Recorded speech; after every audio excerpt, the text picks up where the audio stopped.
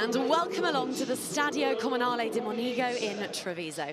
This place is usually the hunting ground of Benetton's Lions, but tonight it's the Cubs who will do battle in what is a must-win round 4 clash in the Under-20 Six Nations.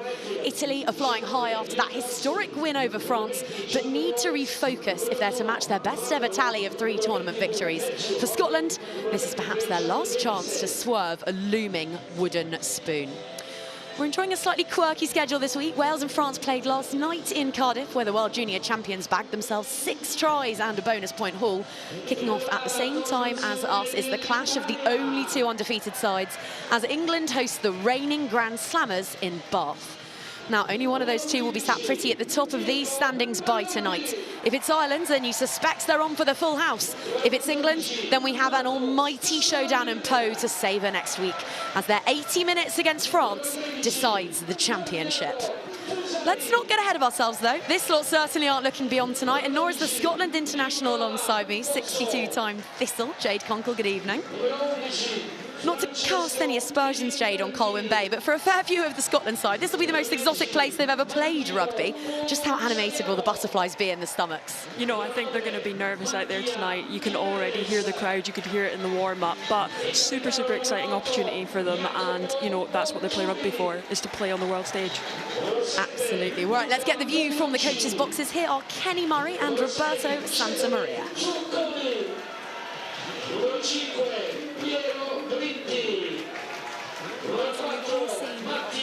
But how has that famous French victory been received here in Italy, and what has that done for the confidence of this squad? We were super happy. The boys had a great game. They really fought everything, and yeah, we were really happy. And we came into this game with a different attitude, of course. We're more confident. At the same time, we focused on this week on taking the same attitude in the game, as improving all those little things that we should have improved in Wayne Bezier, and of course like game management at the end and some other areas of our kicking game and pressure after the game, so all those technical areas, and that's what we're looking for today, to see the improvements in those areas. You've trusted 6 fresh faces with their first starts of the tournament, but does the strength of your replacements indicate just how important a win here is tonight? Yeah, as a staff, we're trying to create a really large base to work on in front of the next fixtures as well. Going to the World Cup, we are confident, we trust all these players. They had less opportunities, and but we look forward to see them on the field, because we really think they deserve a chance. They did really well, they're extremely well, and there's their chance as well to prove it. Kenny, you asked this before your clash with England, but it feels only right to put it to you again. What have you been working on to ensure that you get an 80-minute performance tonight? Yeah, we spoke a lot this week about not beating ourselves. We feel in the last 2 games we've probably made just too many errors. You know, I think we had 24 turnovers against England, and to win international rugby matches you can't turn over the ball as much as that. So we spoke a lot this week about not beating ourselves, being pinnacle and really playing for those 80 minutes. We've won the last 2 second halves, but you don't get any points for winning second halves. In the absence of Liam McConnell, what have you asked of both Geordie Gwynn and Rory Hart as not only athletes but leaders? Yeah, we spoke about this week to them. Obviously Liam's a big influence in the squad. He leads from the front, leads by example. So had a good chat with the 2 guys. They've been really clear about how they're going to lead this week. They've both got different responsibilities off field and on field. So, you know, they're both experienced players. They were both here sort of last year, so they know what it's like, they know what it takes. So Roos has some experience playing for Glasgow Warriors this year as well. So really confident they're going to do a good job. This place is absolutely rocking already. It's going to be a sellout, and the fans are trickling in their multitudes. Jade, we had a chat pre-match about which athletes we might want to pick up to discuss ahead of this one. You basically named the 23s for each team, but I did force you to narrow it down, and we've gone with Marco Scalabrini, the right winger for Italy. What drew you to him? I just think he's had an excellent campaign so far. You can tell he is a rising star. Everything he does is just sensational. He's been 16 defenders so far, which is the highest in the tournament. I just think he's going to be super exciting to watch tonight. So he's at the top of that leaderboard, but after round one, it was Fergus Watson of Scotland who was the leading defender, beat at 8 on debut for the 18-year-old. He's won 15 up until tonight, but how do you think he'll fare on the wing? I think it'll be a really exciting battle. I think he's a versatile player, he's reliable, and I think he'll definitely get a job done tonight. Okay, speaking of getting jobs done, captain's performances don't come much more impressive than Jacopo Bottori, who is playing at number 8 tonight for the Azzurri, who has worn that armband with aplomb. He leads from the front. Yeah, he is a robust athlete. He has made 37 tackles in this campaign. He is a force to be reckoned with, and one that I think we'll see a lot of tonight. And I'll tell you what, you know that you're good when you're playing for a winless side, but people are still speaking in awe about your performance. Freddie Douglas, much like Tommy Reffel when Wales played against Ireland and against England, was getting so many plaudits despite being on the wrong side of the scoreline. Yeah, absolutely. And I think, you know, these players want to go out and play, and that's exactly what we're seeing, which is really exciting for the game and the growth. Speaking of growth, we mentioned that it's a sellout tonight. That's going to be the case tomorrow in Rome for the seniors clash. We're an Italian rugby heartland, and it's a community growing used to success. Benetton going from strength to strength domestically, and every iteration of their test match warriors are breaking new ground. Italy women reaching a first World Cup quarter-final. Italy men conquering Cardiff in 2022 and then walloping the Wallabies. And tonight's protagonists looking to match their best ever return of 3 victories in an under-26 nations campaign. That is pressure, Jade, by any standards. But there's also a fair bit of pressure on Scotland tonight, isn't there? Yeah, you know, they're going to want to start well in this game. That has been their aim for the campaign so far, but you see them really stepping into their own in that second half. So the pressure is on, and you're going to want them to start from the onset if they want to play a full 80. What does that actually look like in practice? What will be the key message that Geordie Gwynn and that Rory Hart, the co-captains, are delivering to the players? Because I'm sure that's been the intention each and every time that they've pulled on those jerseys, sung the anthems, and the ball's been kicked, but we've not seen it. No, we haven't yet, and I think it's that whole nothing to lose mentality. We want to go out there, you want Scotland to you know, have that fight, and I think if we can get that from minute 1, we're going to have an exciting game of rugby, but if it's a slow start, then it's going to be a really long 40 minutes for Scotland. From Italy's perspective, they're back at home. This place is getting louder by the minute. How do they, if Scotland is all about having nothing to lose, how do Italy almost keep their powder dry and be clinical from the off? I think the Italians are going to thrive with the noise of the crowd. You know, you're going to want to make sure that you are hearing the crowd with everything you do, every touch of the ball, every tackle. And I think that the Italians are going to absolutely thrive with the noise of the crowd. You were telling me earlier you can't remember all the stadia that you've played in over the course of your glittering career, but I'm sure you can remember what it's like to play the Italians. Is it a cliche based on truth that they play with absolute passion at all times? There is so much passion. You can see it in the anthems, you can see it in the crowd, and I just think that's what makes Italian rugby so special. Everyone's involved in it, and it's just a great environment and place to be. Well, it's about to get even more special because here come the players.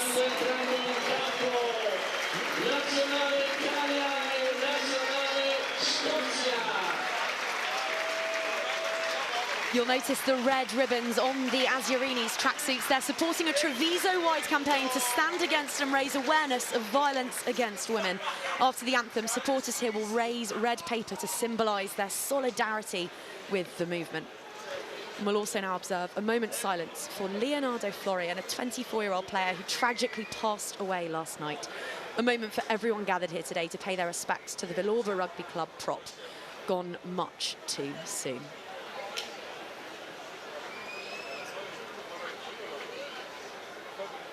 La Federazione Italiana Rugby e Benetton Rugby si stringono alla famiglia e agli amici del Villorba Rugby per la tragica scomparsa di Leonardo Florian.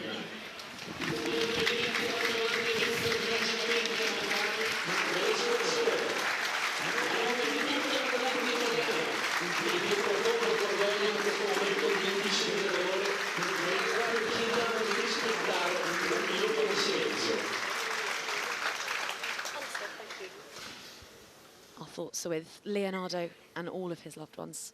And now, the national anthems of both sides competing tonight.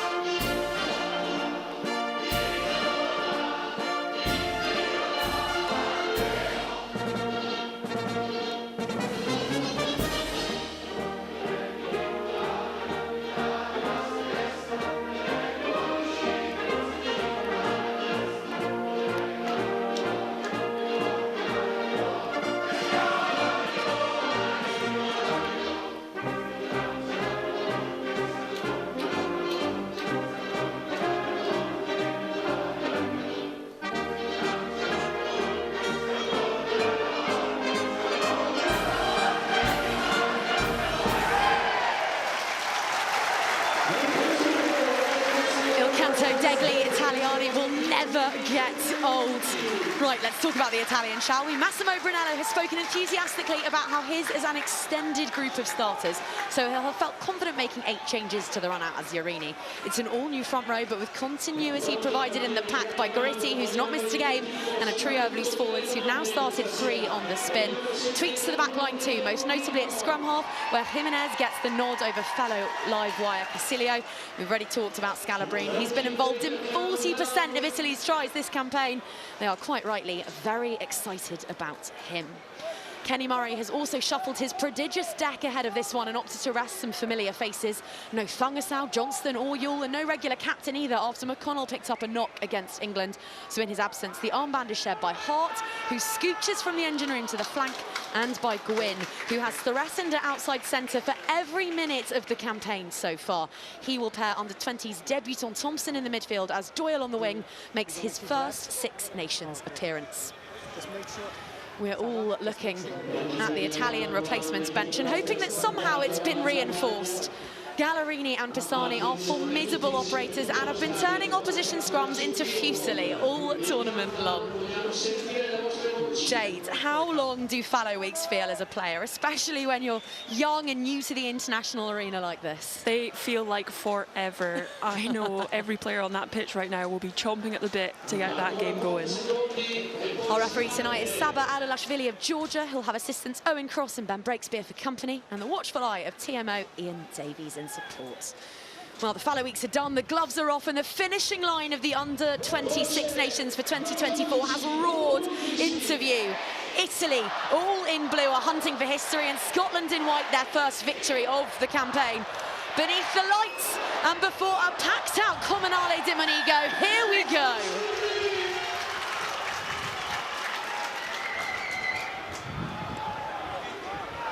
It's Pucciariello who gets us underway and picks out the newly named co-captain Hart, who can only watch as the ball squirts from his fingertips, and it's an immediate territorial gain for the Azzurrini. Jimenez, advantage knock on his first start, pops the ball out and onwards, but it's knocked on instantly. Possession changing hands apace as this one gets underway. Scotland now playing from left to right, looking to clear their lines. They have struggled for territory all campaign long. They need to play their rugby in better, more fruitful areas of the field.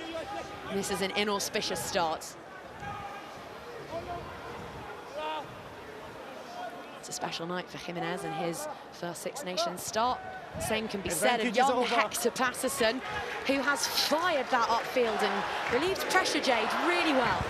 Yeah, I didn't know what they were going to do in the 22 there. Were they going to give it to Coates, or was Patterson going to take the plunge and go for a box kick? And that's exactly what we did. And Scotland have now gained some territory, and we go for the line out on the 40.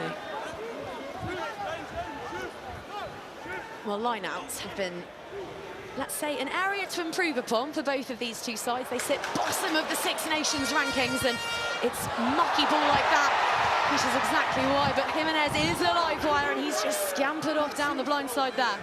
Someone will need to act as scrum half in his absence, and now it's the captain, Boturi, wearing 8, who ploughs into white jerseys. Here is Bellucci at open side. Jimenez back to his feet now, manages to find his half-back partner, but again, possession flicks back to the visitors. And at the base of that ruck is Finlay Doyle on debut for the under-20s. Slow ruck ball for the Scots. It's Patterson fishes for it, looking for a first foray into the other half of the field. Use it 9.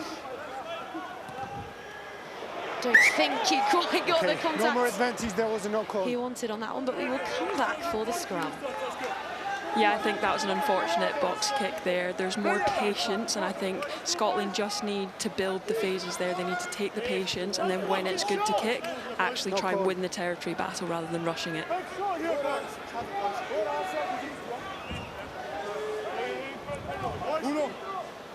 It's going to be very interesting seeing how Italy's front row go over the opening exchanges of this one, because it's an all-new trio. You are okay now. Sergio Pelliccioli, Nicolas Gasparini and Davide Ascari.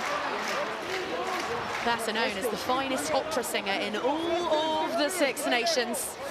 Of course you've seen the clip, who hasn't? Crouch. They're backing down against the regular faces of Robbie Deans, Jerry Blythe, Lafferty and Callum Norrie. It's Patterson who'll feed it.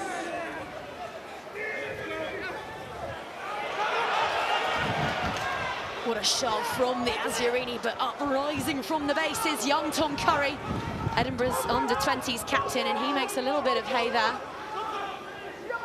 for a beefy Scottish caterpillar. Use it 9. Swoops in to buy Patterson the time and the space that he needs. 9, use it now. Tom to get a wriggle on.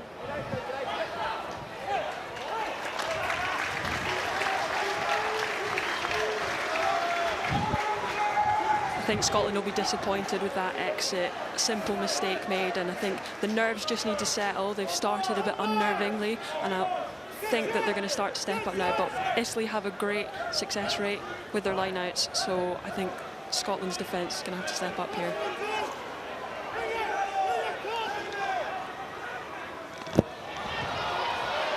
Nicolas Gasparini, who was scoring against Scotland at Scotstoun last year in this match, gets it cleanly away, and is quite the chug up the guts of the Scottish defence from Pucciariello.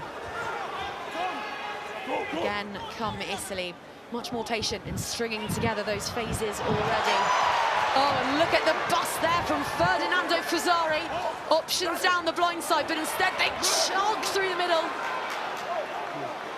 15 metres shy now, Italy, and the crowd just beginning to make themselves felt. Gasparini again lays it back across the face of the Scottish defence. It's the danger man, Scalabrin.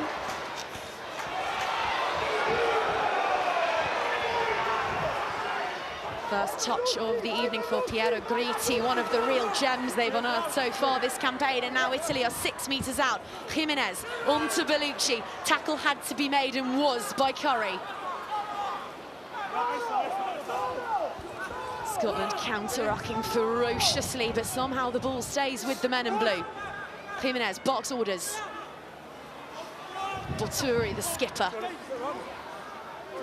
Try against France and hunting for more tonight, hunting for history.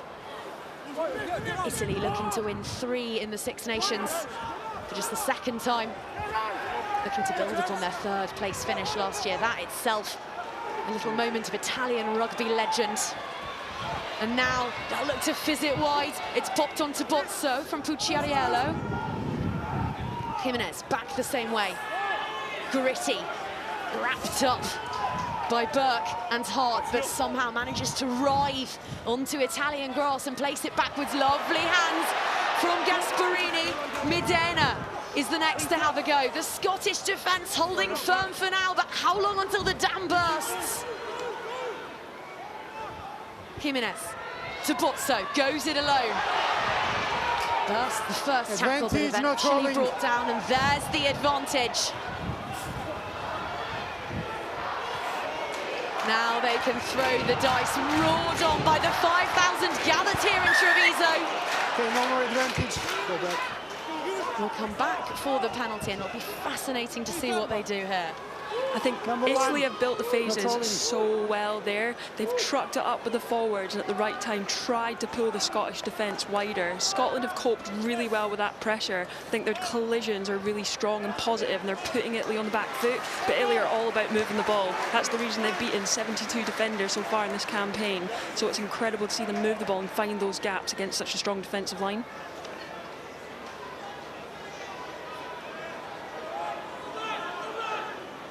Italy have a good maul, but Scotland have exceptional maul defence. Maul. Only one of them can win here as the blue jerseys look to creep their way towards the whitewash, but they're not going anywhere quickly because Scotland have dug in Fissel's heels. Now they get some change. Now this is Bozzo. He straightens. He's not on the ball. 2 metres shy. Jimenez with plenty of options. He opts for Zucconi. Scotland on the scramble. They've held them out for 7 long minutes now. It's messy on the floor. The snipe was there, the read was there too. Ball is back. Still with the Azzarini. There's the dive, there's the try. Treviso's on its feet and Italy strike first.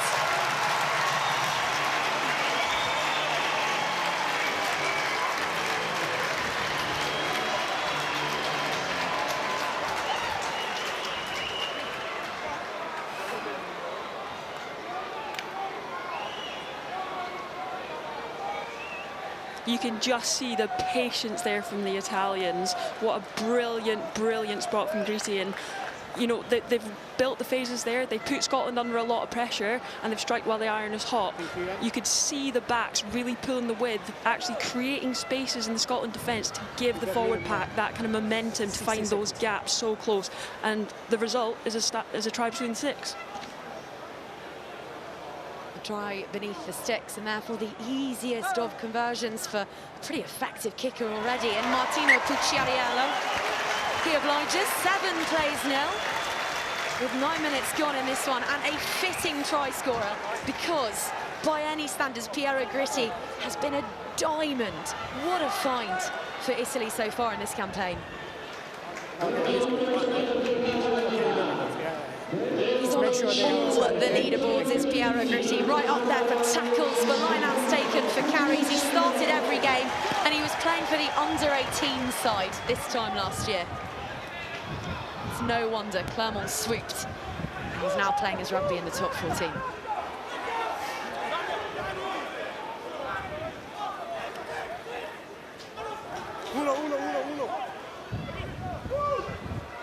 So the Azzarini French conquerors just a fortnight ago open their accounts. And we'll see what Scotland have in response. They're good at replying to conceding, are Scotland. 7 changes of lead against Wales in the opening round. They are full of heart and hustle, but they need the ball to do anything, and they've gifted it back to Italy, specifically Gasparini, who pinwheels through one tackle, and now Medina thinks that he's spotted a half gap. Yeah. Freddie Douglas comes up with the turnover. How many times have we said that? That's his 9th of the championship. He's got more of those than Wales or France as nations. And it's almost a 50-22 off the ensuing kick. Big game for Scotland, big play from Douglas.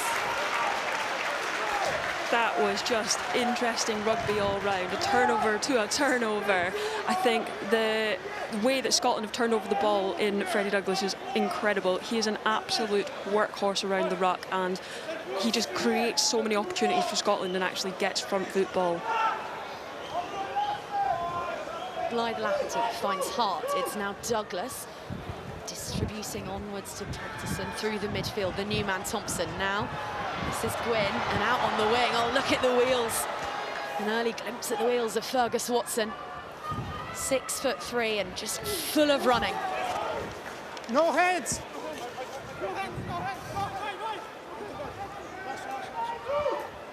I believe, Jade Conkle, this is the furthest to our right that we have looked all evening.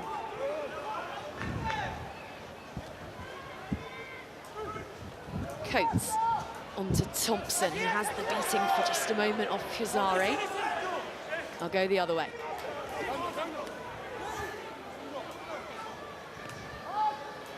Patience wears thin, and a couple of blades of painted grass, the difference there. Another error from a young man who just needs to settle down a little, perhaps, and bed into that 9 jersey.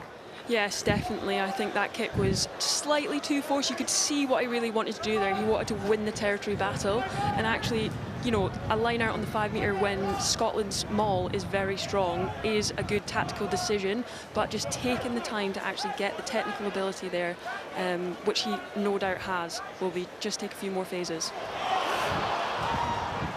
It's Italy's turn to come unstuck at line-out time. Scotland have it back immediately, and there's numbers on the wing here. Bologna, wearing 15 for Italy, is just gliding across to make sure that those gaps are plugged. Patterson, eager to make amends, finds Coates, who's played every minute of this tournament so far at just 18. Here he is again, lofting it into the hands of Blythe Lafferty, who started this one a year ago. Hold, 9, hold. Scotland a much more robust, cohesive and physically dominant team than they were 12 months ago. We were speaking earlier, Jade, that the physical development that this group have gone through is really discernible.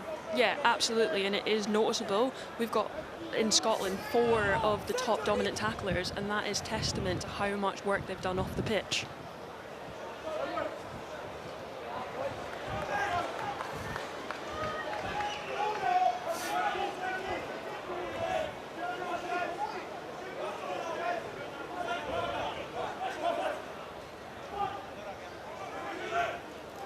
Blythe Lafferty again, it was an ambitious one, but double tops hit really nicely right to the tail. Just look at the width that Scotland have been able to get off the back of it. Here is Finlay Doyle. His first outing for the under-20s. What a moment for the right winger. Again, Scotland putting such width on it. We heard head coach Kenny Murray talking earlier on about how they had plans to move the big Italians. They wanted to tire them out, they wanted to trick them, and well, at the moment the plan certainly seems to play with unbridled pace. Thompson out to Hocking, little dink through, that is cute, that finds touch. That was a brilliant play by Scotland there. You can see them really wanting to stretch the Italian defence and get the bodies moving. There's a great contact in the midfield, ready for the backs to then play quick wide. So Scotland are looking to play it edge to edge, and it's really creating spaces.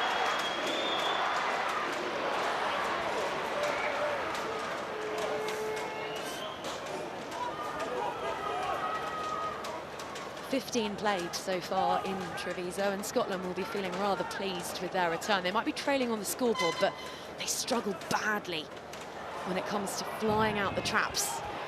The slowest starters in both attack and defence in the competition, but they've soaked up an awful lot of pressure, and they're just starting to exert some of their own.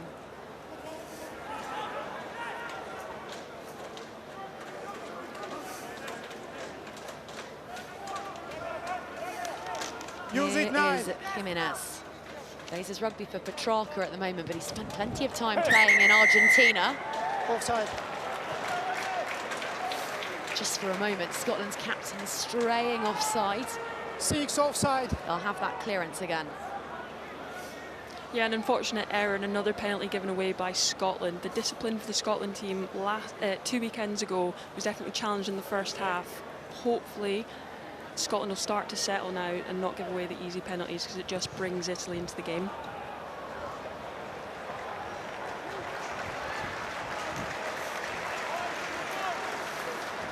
The last 5 or so minutes have definitely taken the edge out of this crowd. It was such a fever pitch opening from the hosts. They were betting for blood at the Comunale di Monigo, but it's slightly more reserved now, as Gasparini lines this one up right on the halfway mark and finds Gretti, the try scorer, just about knocked on that. Rather knocked backwards by Jimenez. So it is Scotland who have it now, and Coates thinks he spotted a bit of open prairie over the top of Bologna, who's not fooled for a moment. Gwynn shoots up in defence, and so too does Doyle. What a play from the Scottish backs. A ravenous kick chase. No Kerr Johnston this week, but in his absence, Ball is secured. those two providing all of his hunger and appetite to pressurise in the backfield. No. Too many short. Too many short.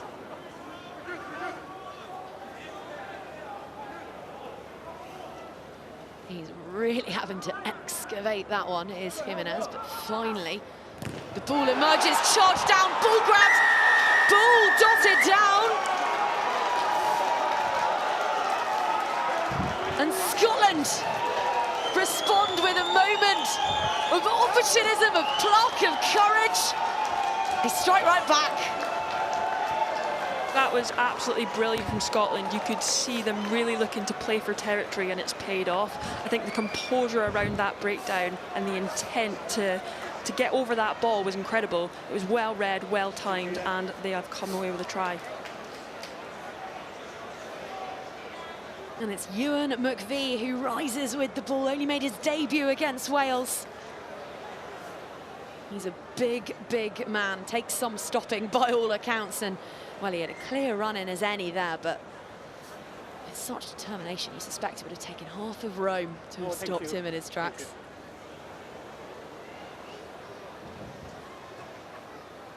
This, though, a much more testing conversion than the one we saw earlier for Pucciariello.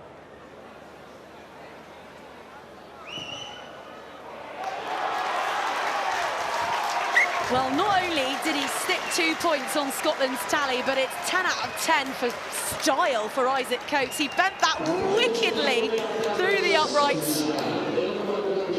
A peach of a try and a perler of a conversion too.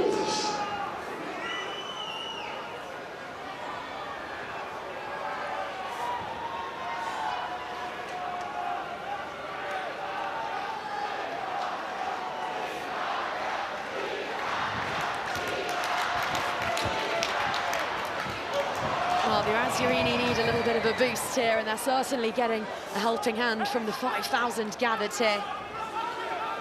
Doyle did well to field that, but was met with an absolute slipper from an onrushing Francesco Imberti.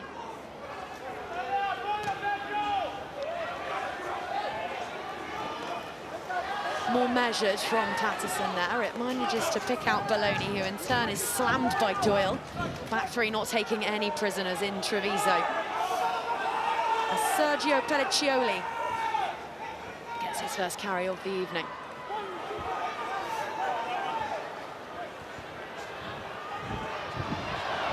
So a try apiece with a quarter played. And oh, the chase looks for a moment to be on, but the referee's having none of it. There was a knock-on. We'll come back for the scrum as soon as the lads have heard the whistle. The last 5 minutes for Scotland, they've really stepped it up. The unforced errors have actually come down, and it feels like there's a lot more composure, there's more communication out there. And you can see the intent to get off the line to get the ball back. And that's exactly what they're doing. They're getting that ball back.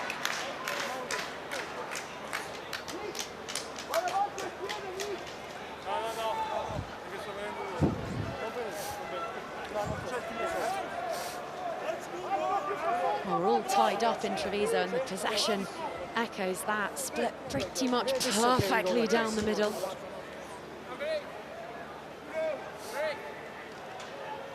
But unfortunately, you don't win any prizes for possession. It's all about what you do with it. And these are sides that have been pretty hit and miss, Jade, when it comes to converting opportunity into points. Yeah, absolutely, and every opportunity counts. It's not many times you get in a 22, so you want to make sure they are converting when you're in it.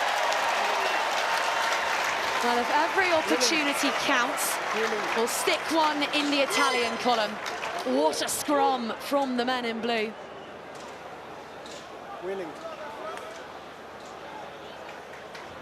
You can see Italy there driving straight through and forcing Scotland to spin. So you can see the dominant side, and ultimately that's a really hard scrum to stop as soon as the Italians have that momentum. What testament to the strength and depth that Massimo Brunello is developing, because that is, as we said, an entirely new front row. And the fly halves are trading exemplary kicks this evening, because that was on the money from Pucciariello. They'll be 6 meters out for this one, Italy, and they will be licking their lips.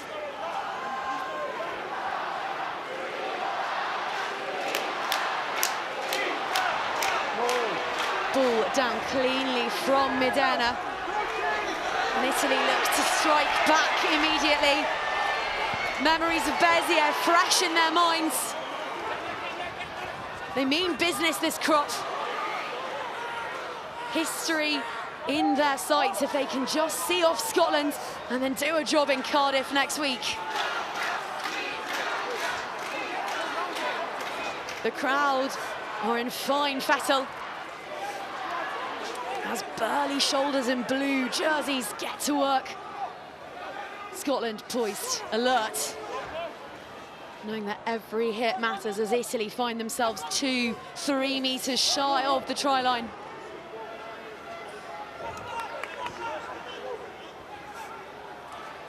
Change of direction. Scotland scrambling around. And how about the turnover? Who rises from the pile of bodies? Surely not Freddie Douglas again. You can see the refs being extra hot now on sealing off, especially in the pick and go area. If you're going straight to your feet, it is going to be a penalty for the opposition. And you can see Italy just not staying on their feet there, and they've given away a try scoring opportunity 2 meters out of the line.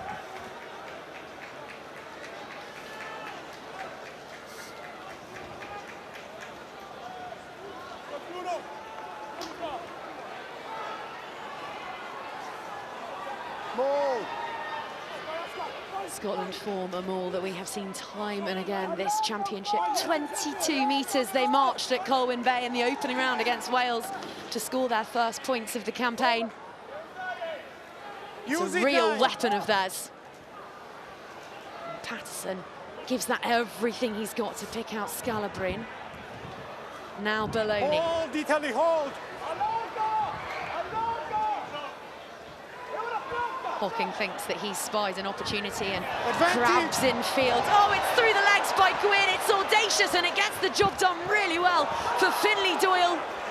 Strong through contact, driving the knees, pumping the arms, and now just slightly too much on that from Thompson on his Six Nations debut. But again, Scotland putting so much pressure on a side that I come into this one as favourites. Yes, Scotland are moving the Italians. You can see the want and the need to get that ball. You want to stretch them. They're looking for territory, those little dinks through the middle, and play advantage while you've got it, and they've got the ball back and another opportunity.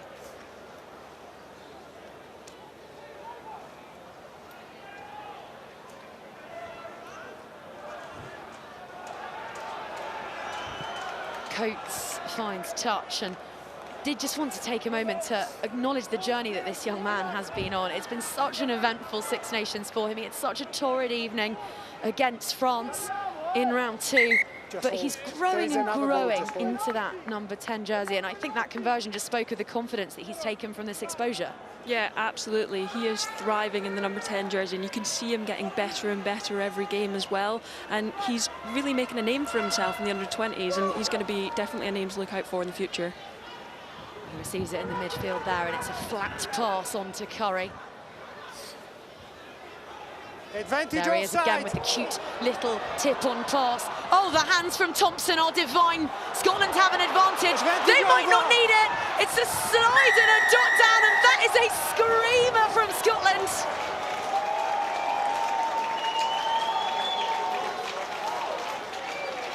Well, tonight is last chance saloon for a side desperate to swerve a wooden spoon, and they're not just swerving spoons, they are swerving Italians. That was divine.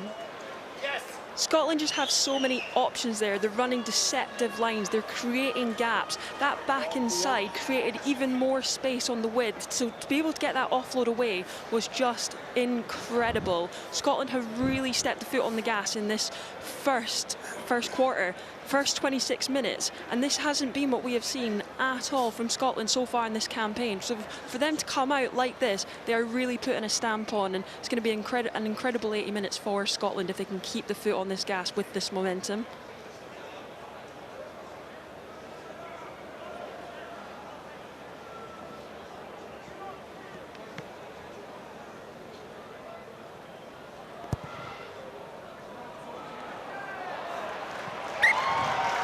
Well, I don't know what Isaac Coates had for breakfast, but he is kicking like a dream tonight. 14 plays 7 in Treviso. This wasn't in the script.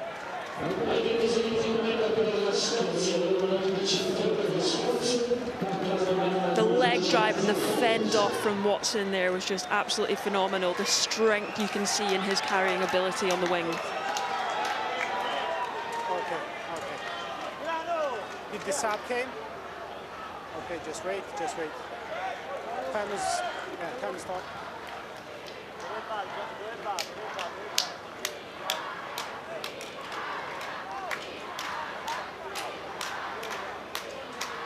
Well, Italy are making a change, and it won't be a welcome sight at all to the fans gathered here because it's their talismanic skipper, Jacopo Bottori, who is leaving, heavily bandaged.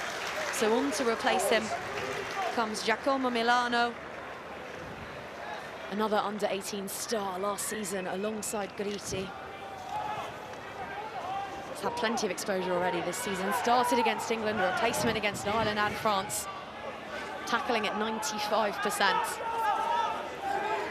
So it's a pretty handy replacement. But he does arrive to find his team 7 points down against the team currently at the bottom of the under-26 nation standings. That one is sliced.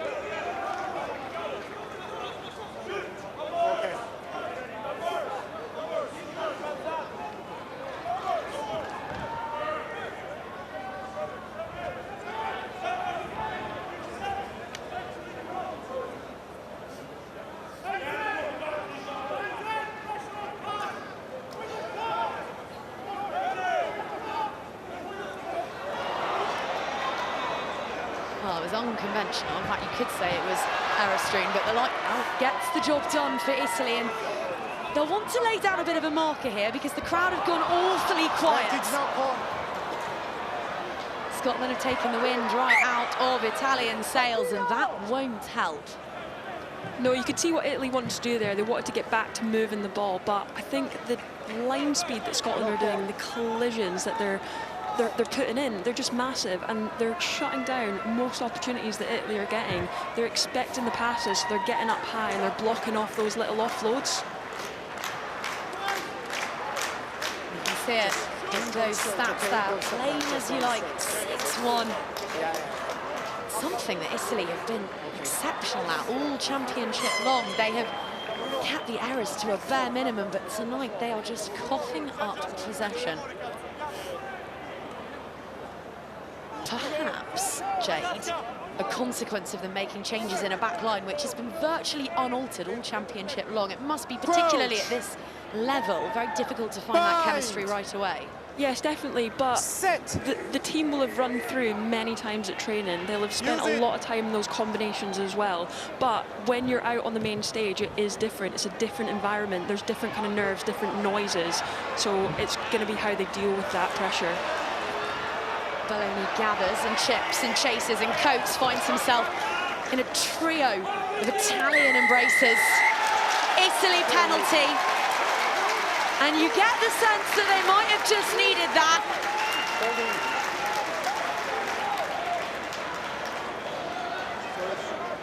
A little swing of the pendulum, the way of the side in blue. Yeah, it's okay.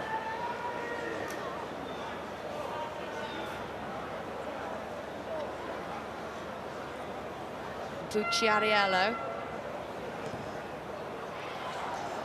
has really perfected those touch finders. Italy march towards the try line.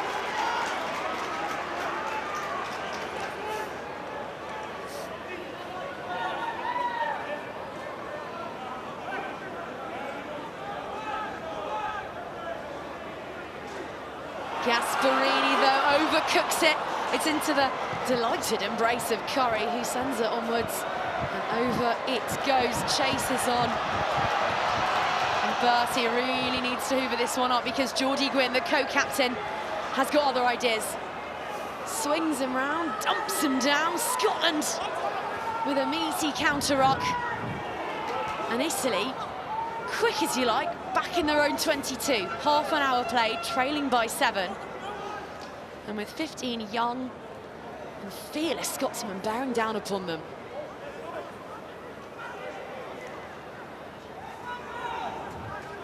Jimenez calls for reinforcements. Back into the pocket. Oh, and they're going to play it. The crowd all lean forwards in their seats. What might be on here? Nothing, says Geordie Gwynn, and he slams the door shut. Scotland have done exceptionally well there to get out of their 5-metre line. It was a great view of the pitch. They could see that Italy had nobody in the backfield, and they have booted it cross-field, and they have won the territory game. They have managed to stick and pin the Italians within their 22. Okay, time off. It is a blue ball. It is a blue ball. The ball was ripped, it went back, it is a blue ball. Well, it's Fergus Watson receiving some attention over on that far wing, and he's not moving brilliantly, but does look determined to play on. They won't want to lose him. Looks like he's potentially shaken off a bit of a dead leg from a knock there after that big chase and tackle within the 22. You can see he's picked up that knock, but without him having that intent to get there, we wouldn't be captain the 22. Time back on.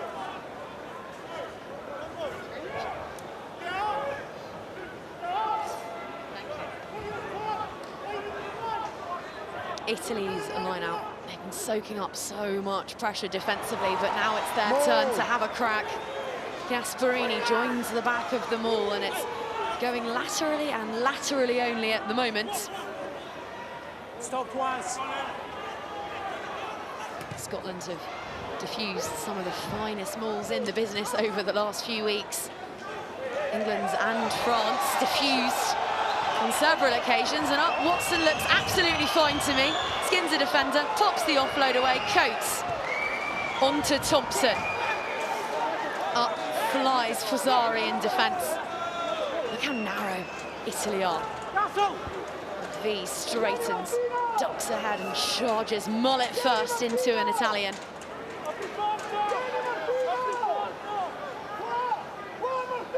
Curry is Use it, 9. an athlete who captained so many of these youngsters in the Super Series. Skippered the Futures 15 on a fair few occasions last season.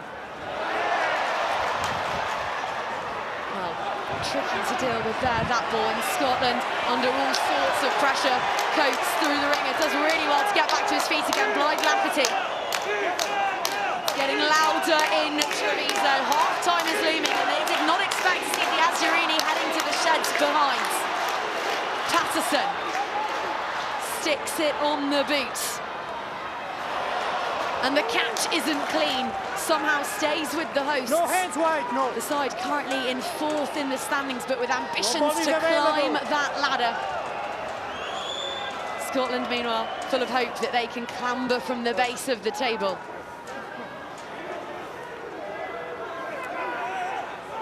Beneath that mass of bodies, prodigious bodies, is Pelliccioli.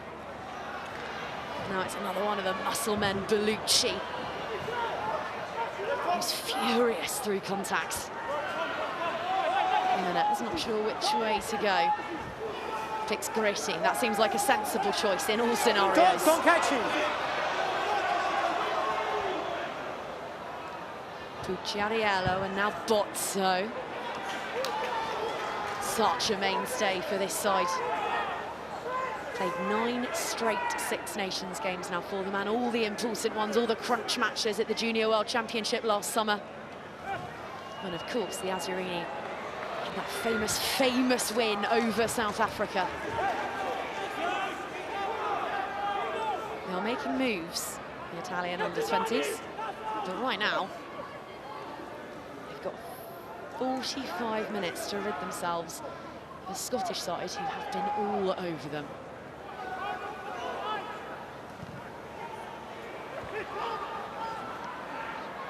Contestable by Patterson, but instead it was just watched by Watson. He makes the tackle.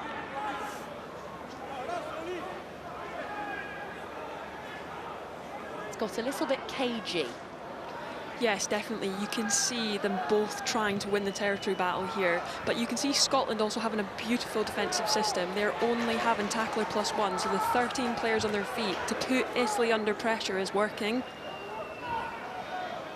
Coates really whipped that to Gwyn.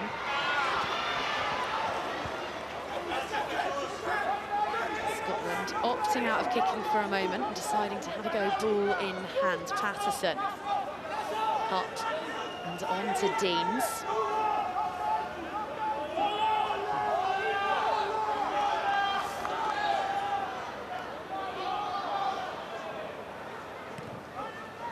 And again, the chase is on with eyes for it.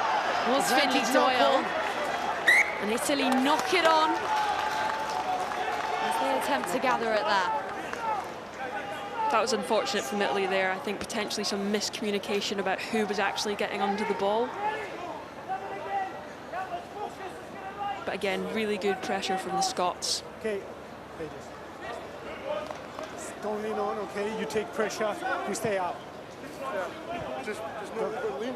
Don't take your feet too far, okay? Thank you. Yeah.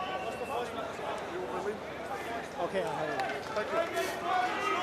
We know the Italians have a really strong scrum, so are they going to be able to get back on the front foot and manage to swing the momentum to get back into the Scotland half?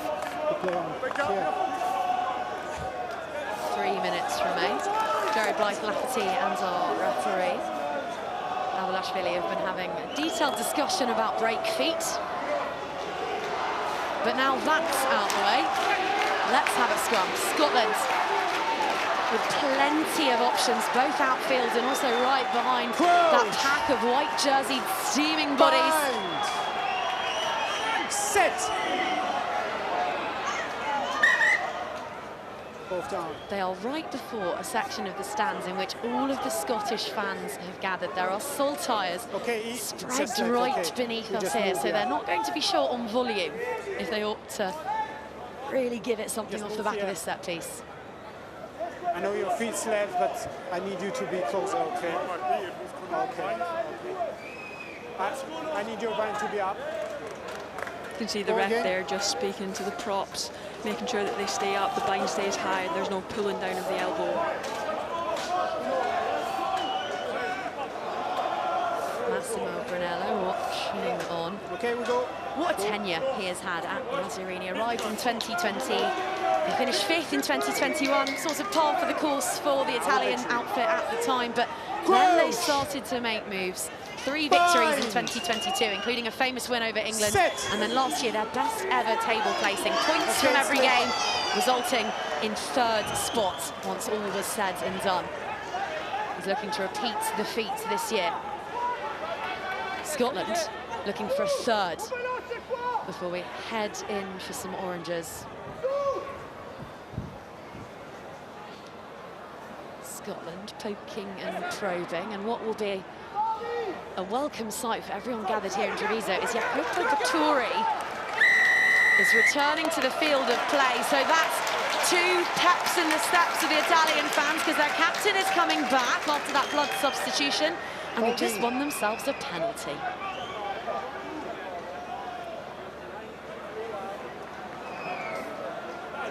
Okay. Blood replacement, right, 19 blue out. It is here. So here he comes. Vettori, he had such big shoes to fill. David Odiase, the captain of the Azzurrini last year, went was an absolute internet sensation for his impassioned speeches and the way that he played with his heart on his sleeve and his body on the line. Well, Vulturi has stepped up and then some, and he's straight back into the thick of things for what, Jade, feels like a crucial play in the momentum of this fixture.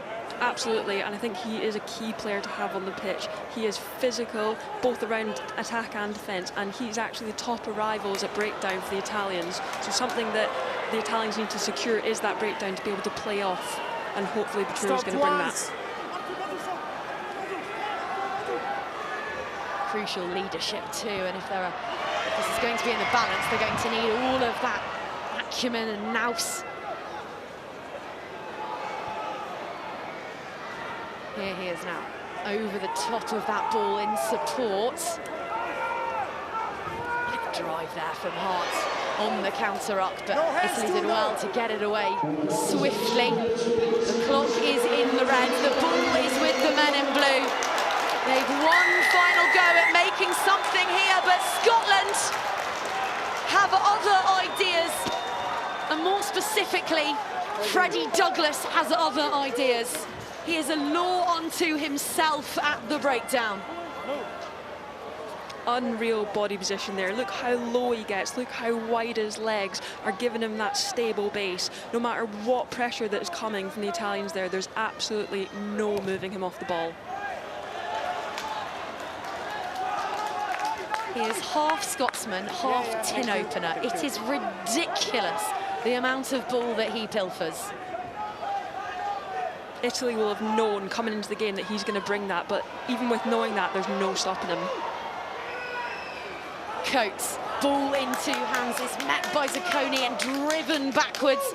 But Scotland can sense something here. It's now their turn to have a final thrust in the half. What a shot on Ewan McVie. He takes some stopping, but he was stopped there with interest. Cute handling here from Scotland. But they're going backwards. The line speed from the Italians, voracious. Patterson slows things down, sends it up and over, and that will be that after a breathless and highly entertaining first 40 here in Treviso. Italy were flying high off the back of that win over the French, but it is Scotland who go in ahead. A try from Gritty, but then two unanswered scores from the Thistles. One from Watson and one from McVie, and they lead in Treviso 14 points to 7.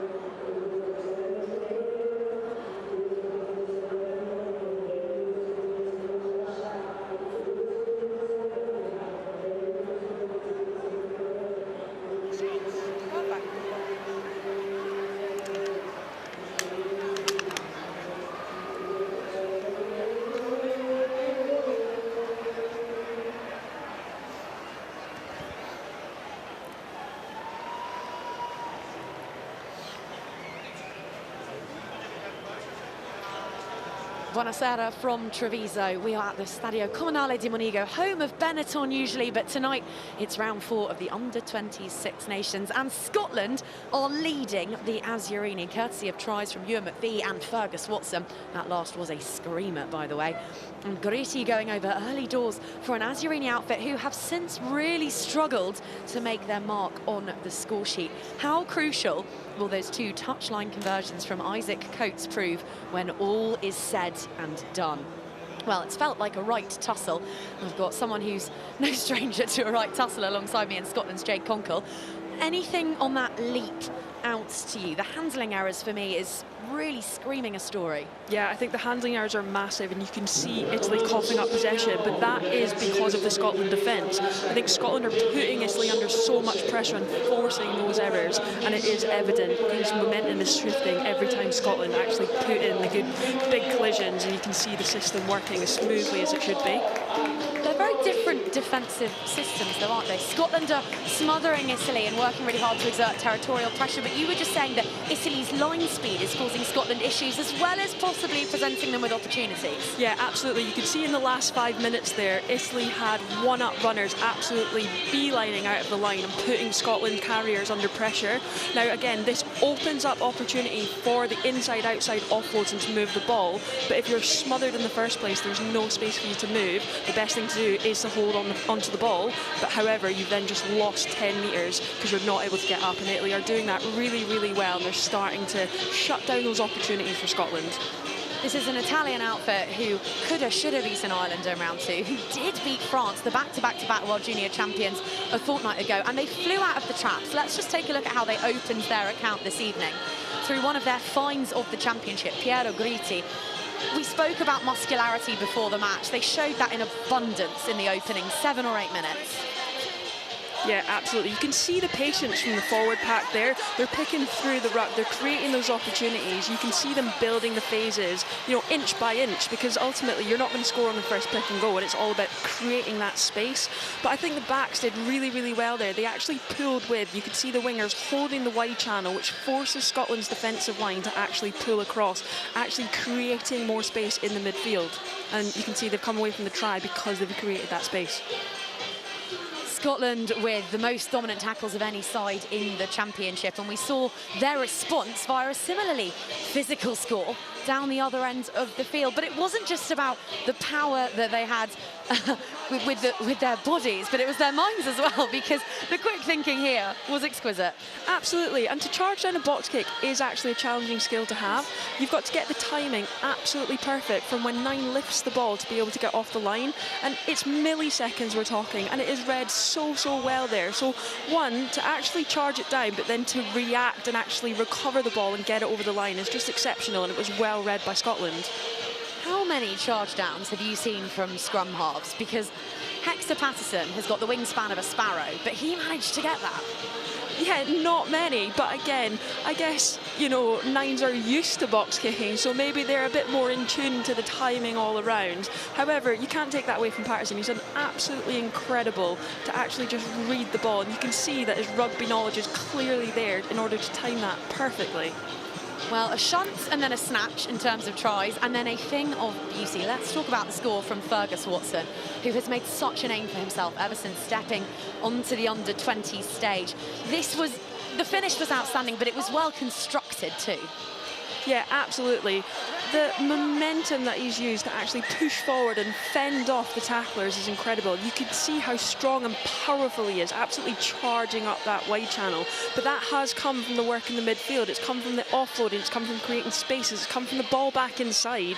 So everyone's had a role to play in order to create that space, but it was well finished by Watson.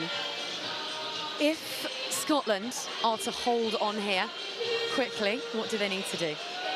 I think, again, they just need to keep doing the basics well. I think they've played the territory game exceptionally. They're looking for space in the backfield when the Italians have more people in the defensive line, and it's paying off for them. But then when they are kicking for the territory battle, they're absolutely smothering it with the line speed and coming to shut down the ball carrier. So I think keep putting the Italians under pressure, but the territory battle is going to be absolutely key. Keep putting the Italians under pressure. Well, the 5,000 gathered here at a sold-out Comunale di Monigo under absolutely no pressure. There are smiles all round. The Burger Van Q is as long as I have ever seen it. So go grab yourselves a cuppa, but pop right back because the ending of this one should be intriguing indeed. 7 points in it. We'll see you just after this.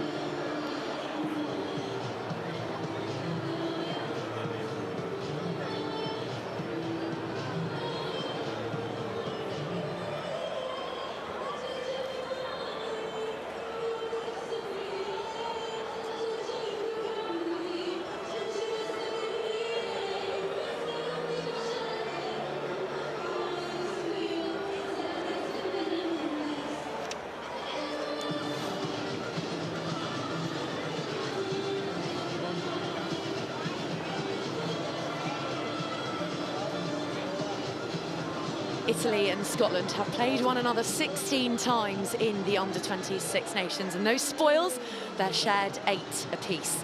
In Italy, they've played 8 times, and they've each won on 4 occasions. This one rests on a knife edge, and you get the sense that this fixture is exactly the same. There's been so little to choose between these two sides as they re-emerge with 40 minutes left of this round 4 encounter. The last time they met was in Glasgow at Scotstoun, where Scotland led 10 points to 5 at the break, but were overhauled in a dramatic fashion and ended up losing 17 points to 40. Get the feeling, Jade Conkle, there are plenty of twists and turns in this tale yet. Yes, absolutely, and Scotland have had a theme throughout this tournament so far where they are playing better in the second half. So there are going to be many Scottish fans out there hoping they can keep that momentum and playing just as good a second half as they have in the first. Isaac Coates, who has had a wonderful opening 40 minutes. Wearing 10 for Scotland gets us back underway. Italy gather the restart, all in blue, Scotland in white. As the fans trickle back to the seats here. Use it, 9. It is a cold and crisp night here in Treviso. We were promised 10 degrees, but the BBC Weather app was absolutely lying because it is much cooler than that. Now, there's been a change to bring you up to speed on. Try scorer from the first half. And Glasgow flyer Fergus Watson is off. We saw him pick up that knock. It's ended his evening prematurely. So on in his place comes Johnny Ventusai. Another young Glasgow Academy product. Captain Scotland to a junior Commonwealth gold medal in sevens back in 2023 in Trinidad and Tobago. That will probably have been quite a bit warmer than it is here tonight. But he made his debut last time out against England and didn't skip a beat. So, as he at the bottom of your picture there, scurries back upfield. Keep an eye on Scotland's 23.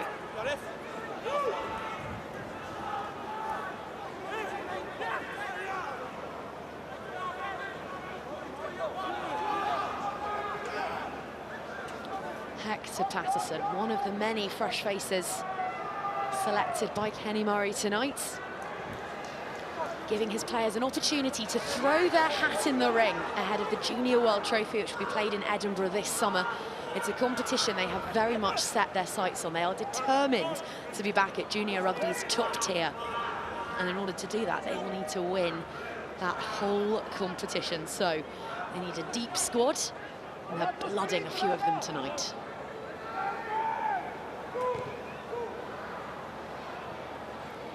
Jimenez, Patterson's opposite number, picks out Coates. Tape on those fingertips.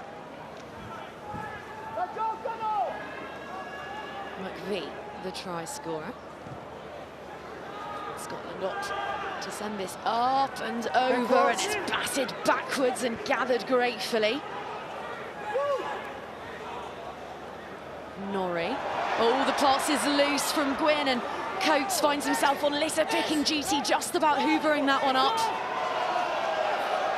No, release now, Blue, no, release. Italy release, wondered if they might have pilfered that, but our referee tells them to get hands off it. Hey, don't do it. Scotland's ball to play with. Patterson slapping blue jerseys in an attempt to get it out and onto co-captain Rory Hart. The only one of these Scottish youngsters to have made their pro debut. Got a first outing for Glasgow against the Dragons in February. No doubt inspiring all those around him, as is Freddie Douglas. More. The turnover titan. I was happy with that. But this time, it's the Azzarini who rise with it with a grimace. Douglas returns to his feet. Constantly, 9. No, you continue. 9. Continue.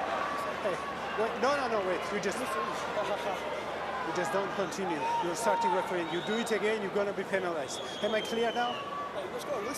No, you just don't continue. I'm happy with that, man. Ball is held up. Patterson not happy with the Italian players not releasing the ball or his teammates? It wasn't clear, but I know for a fact that our referee didn't like him slapping the Italians in retort.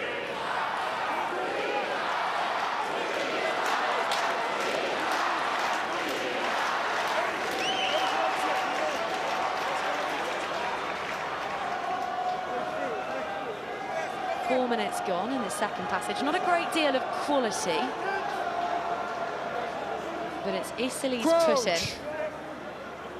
And just before our gantry here, Scalabrini, one of their arch predators, is lurking in bright yellow boots and with bright attacking eyes. Big shove from the Italians. They've got an advantage here to play with. Inside ball from Pucciariello. Inside ball again. Oh, it's cute from the Azzurrini, and the crowd love what they're seeing. Through the hands of Bologna. He instead opts to tuck it beneath one arm. Two offloads in quick succession. It's bamboozling, defence flummoxing stuff. Oh, and upended is Nicolas Gasparini. Hands up in the stands. Okay, advantage no call. The ball's knocked on. Jordi Gwynn has managed to turn it over for Scotland. Some of the interplay there from the Italians was sumptuous, but it amounts to nothing as Kenny Murray's side, 10 metres shy of their own try line, will look to exit through the boot of Patterson. Coates is in the pocket. But it's the scrum half who will oblige. Again, we see the strength in the Italian scrum. Now, this is a whole new front row from their win against France, but still, you can see the power and explosiveness in that front row.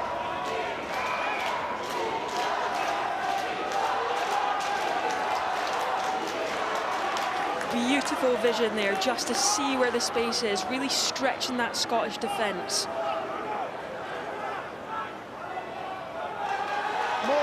Gasparini to Midena on his Six Nations debut, and there's a carry from Bozzo, the Perpignan man. The captain, Botturi, now wearing that scrum cap. All patched up.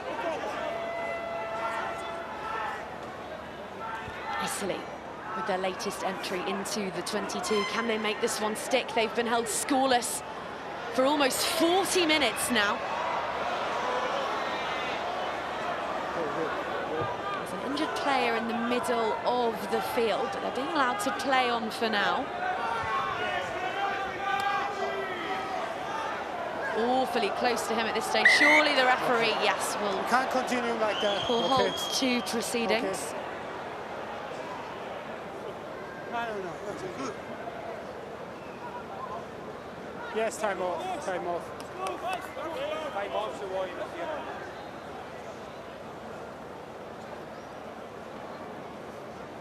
Zucconi is also receiving a little bit of attention, but the player initially at the heart of that was Pelliccioli, the loose head. So he's okay? Jade, your thoughts on what we've seen over the last 6 or 7 minutes? Neither side seems to have returned to the field of play with all that much momentum.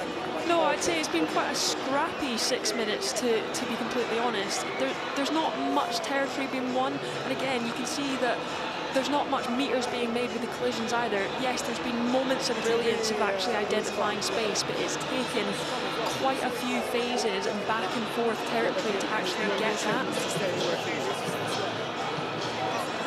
There's a lot of pressure riding this game. Italy are going to be feeling the pressure, and at half-time they were being told that they need to step it up in this half.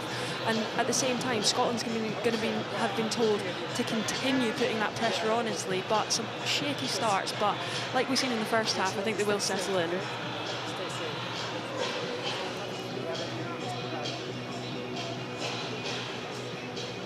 I wanted to get your thoughts on fixture lists and scheduling, because Italy are finishing with, on paper, and clearly as tonight is showing, on paper only, they're simpler two fixtures. In at the deep end with England and France and Ireland in quick succession, and finishing with Scotland and Wales. Is that advantageous in any way to need to fly out of the traps, or would they much rather have built to a climax? I think sometimes it can be taken either way. I think lots of lessons are to be learned, especially when you play those more tougher oppositions. And again, you find those small margins that you need to improve in, ready to be let loose against, I guess, the games that you see as more winnable. But again, no game is a foregone conclusion. And as you can see right here, Scotland have come out the blocks absolutely firing in the first half, which Italy won't have expected. Use it, Blue, use it. Italy told to use it, but Jimenez, no interest in using that one. So we'll have that scrum again. Scalabrini was lurking behind it with Pucciariello for company. A playmaker and a human wrecking ball behind the forwards. So I need you to stay in the line. Okay. And go left, okay? Same with you, stay in the line. Again, you can see with the Italians there, they are driving straight and they're driving through. It is really difficult to defend on a scrum, to actually be able to withhold that amount of pressure when they're breaking that power to come through. The tight head there with the tape around his head. Okay, just wait. Gesticulating. I give you mark, you just take a step left, okay? You are here, you are here. Okay. No. Well, that man is the 19-year-old Davide Ascari. That's unfairly talented, scrummaging by day, singing Nessun Dorma and going viral by night. Apparently, the singing came about because one of the Italian players, whose anonymity has been protected, forgot to bring the boombox to Béziers in France. So they'd planned to celebrate with music after their first ever win over Les Bluets, and they were unable to do so, but that's all right. You can celebrate a cappella if you're the Italians a fortnight ago, or equally a cappella and full voice if you're Scotland right now, because that is a huge scrum penalty. That's their first against an opposition feed all championship. Absolutely, you can see Ascari there just going to ground first. Now you can see that he's hit the deck, so it's a penalty to Scotland all day long for not staying on his feet.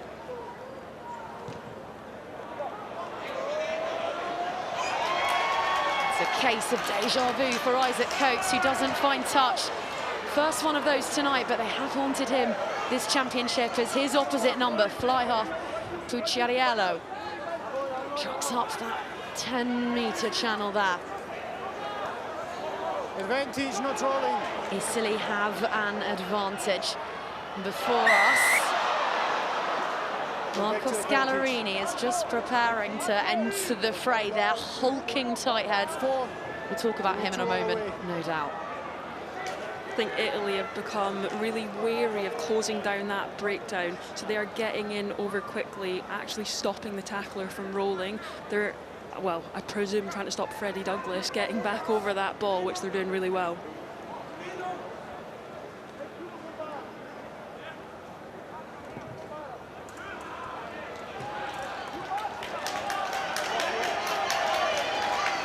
So, Marcos Scalabrini. He's in Benetton's academy, but he's playing his rugby regularly for Mogliano. 2 tries against Scotland last year.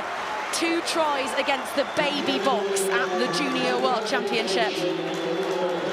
He is a big hitter. And so too is Scalabrini, who slaloms a couple of white jerseys for the tackle is eventually made. And in at the breakdown is Scalabrini, his first beefy involvement. Italian tails are up. Here is Zucconi, back fit and fighting after his earlier twinge, and now Borturi with a captain's carry. 10 metres out now. They can take the handbrake off here. They've got a free hit. Ball's plucked up, and it's a gallop and a glide over. And Piero Gritti has his second of the evening.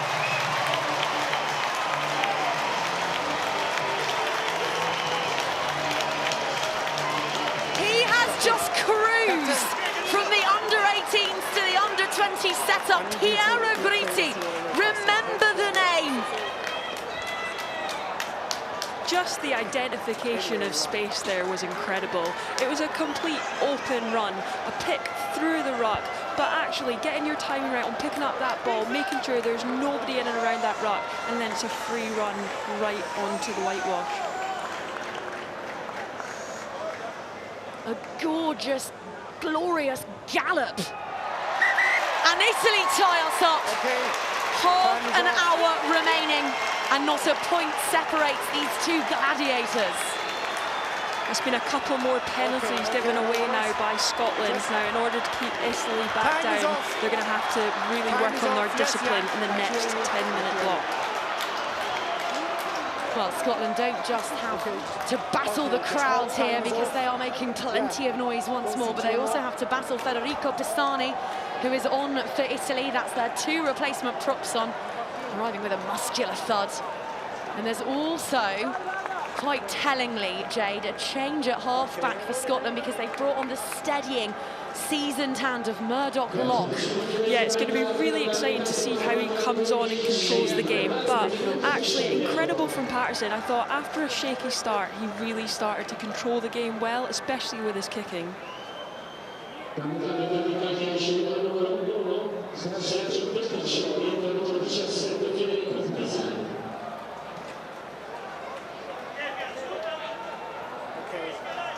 This is the only angle we got here.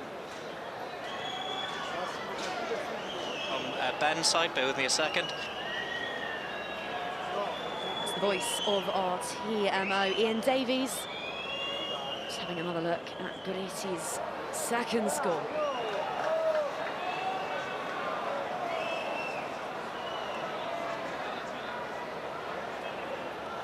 Okay, we wait for a footage, yeah. Yeah, just working with the directors. Sorry, Saba. Okay. Jade, what do you think they're looking for here? Now, it's hard to see, but what I think they could be looking at is actually the position on where he picks up the ball. Is he already past the ball, so he can't come back to actually pick up the ball to then go through? He has to come from actually coming behind the ball to be able to pick it up and actually get through. But he could have already been past the ruck, in which case he's not allowed to then pick it up and come. Yeah, we need the angle to see. Yes, Saba, bear with me. I know I've seen it from the side. I'm just trying to get him to show it to you on the screen. Bear with me. Okay. Well, I'm afraid to say there are no prizes available tonight for guessing which side the bulk of the crowd here in Treviso are on.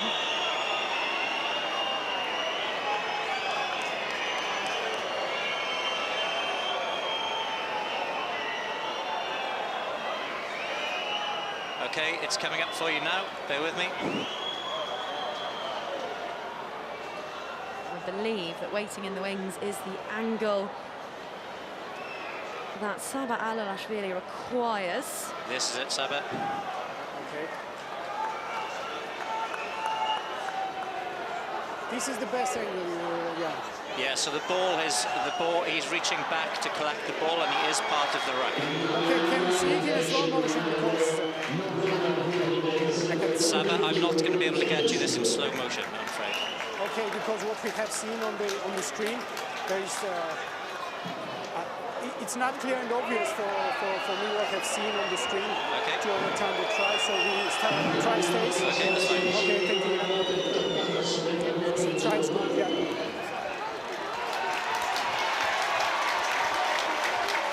Well, our referee has decided there's nothing clear and obvious in the available evidence, which means that his original decision will stand. It remains 14 apiece here in Treviso. 28 minutes left to play, and Italy have also opted to change their scrum half. Lorenzo Casilio is on.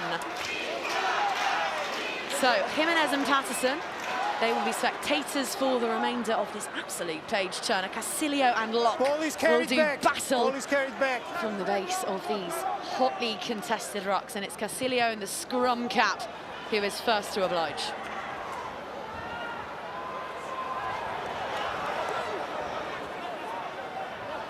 Oh, it's entertaining stuff, this. Norrie lays it back to Coates. Gwynn now out to Ventisai. Here is Scotland. Deloney, always so well placed in the backfield, but looked up to see a pair of blue bodies bearing down upon him. Somehow that's bounced back in field for Coates. Pisani flying from the line like a loosehead prop has absolutely no right to. The ball still with the visitors. Referee brought his whistle rather, to his mouth. But opted against it. Italy's turnover was good. They draw the penalty. It is absolutely cacophonous madness here in Treviso. It's only getting louder. Not a point in it, and Italy on the hunt. Gasparini. And now, this is Gallerini. Advantage. They have the safety net of an advantage here. We'll come back for the penalty. Gritti straying offside, possibly for the second time in 5 minutes. Captain. Yeah, the ref's going to start talking to Scotland now, because that is the penalty count building, which is not what we wanted to see from the Scotland side in this second half. Okay. He needs to get away. There is no other way. No. Again, you can see the speed of the Italians coming in to actually clear that breakdown and stopping those tacklers from rolling, making it really difficult. Not rolling away. Interestingly, Scotland are only leading the penalty count by 6 penalties to 5. It feels so one-sided because theirs have occurred in such a short period of time. And actually, you said pre-match that you've noticed their discipline slips in the second half. Yeah, absolutely. And again, it is just a momentum shift, but they just need to have a word. Discipline is going to be key for the next 10 minutes, and it is that mindset shift to actually have that as a focus, to be squeaky clean. Wait, it's 6.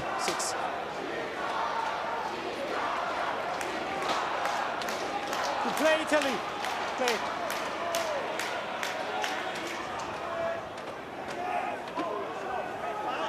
Good crowd here in Treviso. We are in a rugby country. And not for the first time tonight, Italy overthrow an attacking line out, but it's gathered by Scalabrin. Surely not another one for the rampaging right winger. He's brought down. Scottish bodies flooding to the breakdown. They know the urgency of this. The Aziorini opt to tuck it and truck it, and they're oh so close now. Hand goes up. And for the first time in 50 long minutes, the Aziorini hits the front. They got a taste for history in Béziers a fortnight ago, and they are not going to let tonight slip through their fingers.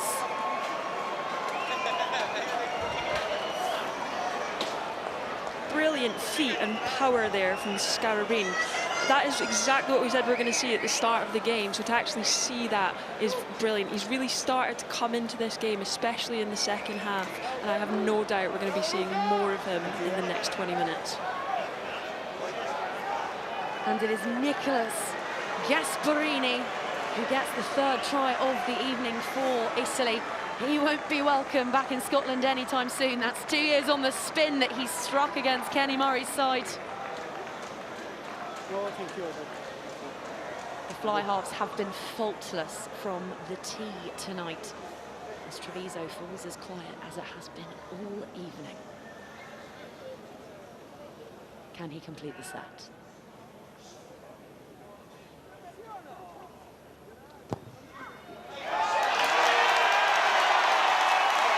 Count 21 plays 14.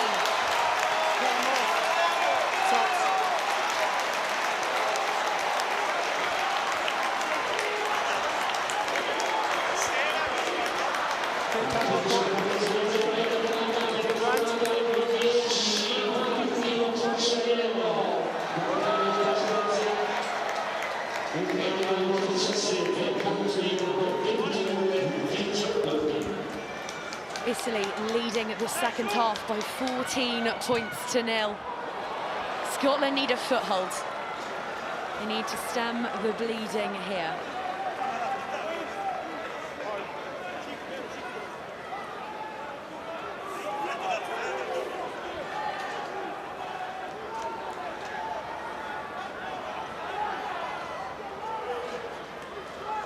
Scotland, ball to play with here, have made a pair of changes. Brought on Callum Smythe at loose head, and in to replace Isaac Coates, who's had an exemplary time out there tonight, is Matthew Owen making his under-20s debut. Leave it now, 17, leave it. What a moment for an athlete who was playing fly half for the under-18s last year. Well, he's on into an Italian cauldron. And with 7 points Knock-on advantage is over. to wrestle back. Basilio up and onto Pisani. He gets good return from that carry. Gallerini with the cutest of passes, but to absolutely no one. Scotland now with the opportunity to counter, and Basilio decides that that is a ball better kicked. 50-22. That was a ball better kicked. So 50-22. That was great identification to see he was still in his own half to actually attempt that 50-22, which has paid off beautifully.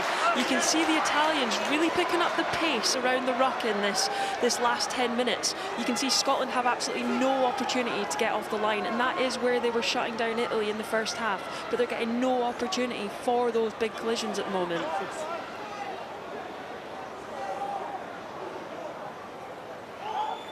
Gasparini from try scorer to line out thrower, picks out Zucconi. And all of the Italian heavyweights piling into this one, not least that agent of chaos, Gallerini. Onwards they march. Cheered on by this packed out stadium. Basilio showing absolutely no desire to do anything with that ball just yet. He's happy to leave it to the muscle men. Some extra large sleeves being rolled up as the Azzurrini go in hunt of a bonus point score. Tackle, release now, tackle! Every point matters. This is a congested table as things stand. Scalabrine is waiting, so too is Bozzo. But instead they keep it with the big guys. 1 metre shy now, Italy. Bellucci is there too, but they won't need him. That is the bonus point for Italy. Well, they have beaten Les Bleus, and now they are scalping the Scots. Right on at the hour mark, they have themselves their 4th try. And things are looking hairy indeed for the visitors. Great body height in that pick and go there. There's just no stopping him from that distance. He is so powerful and he dives straight for the line that it's almost impossible for the Scotland boys to get underneath him.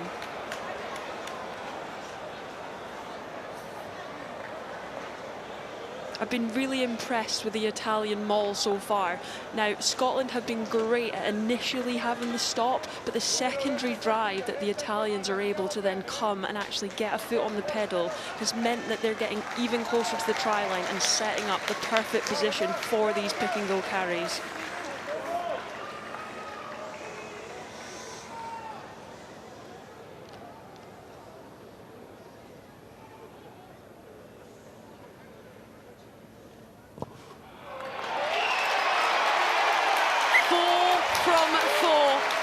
Italy are really firing now. They are well up for this one. And Gasparini is having a field day. 2 tries.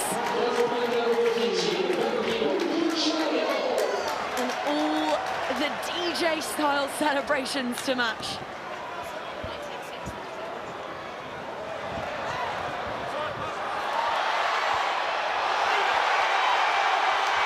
Italy straight off the kick-off. Casilio hurls himself high into the skies to gather that one.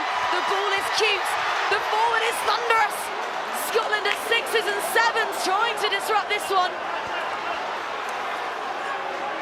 Italy have absolutely roared through the gears here. This place has never been louder. There's not a seat occupied. They're all up on their feet.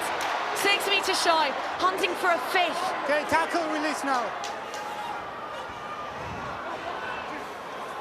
Whatever was said at half-time has had the desired effect, and then some, as Gallerini trundles towards the whitewash. 28 plays 14, but Scotland have been nowhere to be seen for the past 20 minutes. Blue jerseys crashing onwards, beating on a white shore. Ball goes wide. Delayed pass is cute. Belloni will cleave through Scotland's defence. That was good. And the Thistles have been annihilated in the 3rd quarter here in Treviso. We've talked about how high the expectations have grown for this Italian under-20s outfit. Well, they are soaring to meet and exceed them. Let him in. Let them in.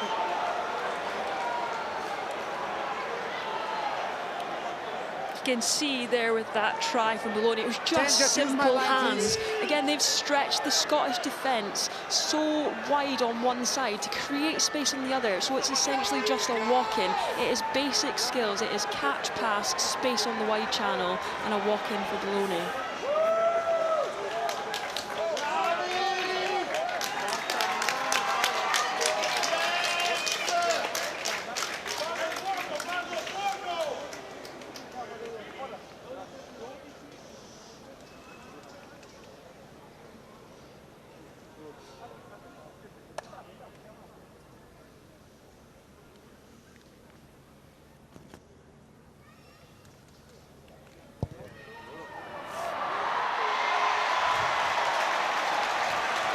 Well, it's his first miss of the night, but the wry smile tells you everything you need to know about the confidence in those Italian jerseys now. They're leading by 19 points as Italy make yet more changes.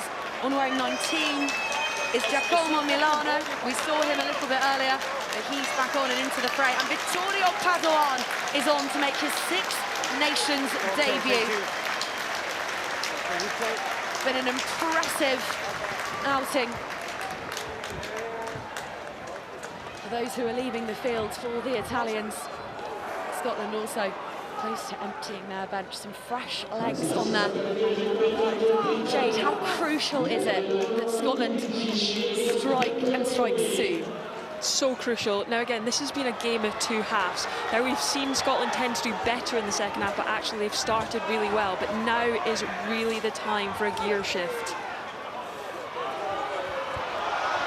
Well, one man taking it all upon himself is Curry, who makes about 15 metres there and finally gains Scotland some territory and front football, but everything is coming up blue right now. And Marcos Gallerini rises from the wreckage of that breakdown to turn the ball back over for his side. You could see what Locke wanted to do there, but actually it was a great carry from Curry. We just needed Scotland to set up the phases there and not force those extra meters, building the phases, building a platform, and going back to stretching the Italians like they were doing in the first half. Francesco Bini is on also for the Azzurrini. He's wearing 22. As we watch a first throw of the evening from young Vittorio Padoan, watched on by the slightly less young Massimo Brunello. Number 3 and 2.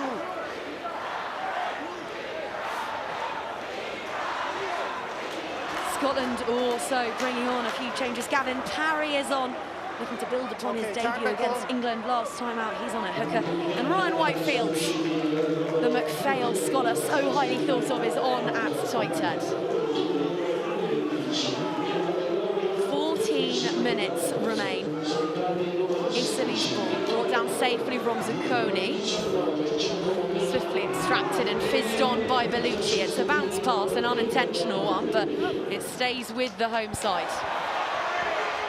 Casilio is feeling it now. Little chip up over the top. Hocking is there on the receipt.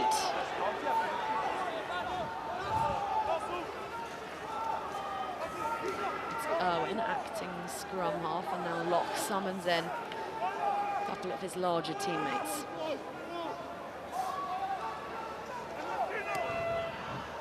Scotland scoreless since before the interval. And here is Casilio scoring against France.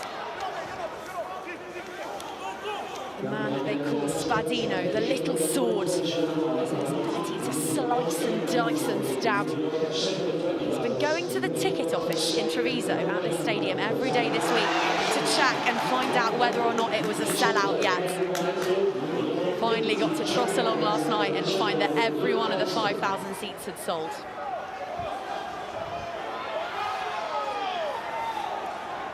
Here is Padoan making his Six Nations debut. It's a lovely ball to Fusari, who gets the fend away. The placement is meticulous, and Pucciarello picks out Pisani.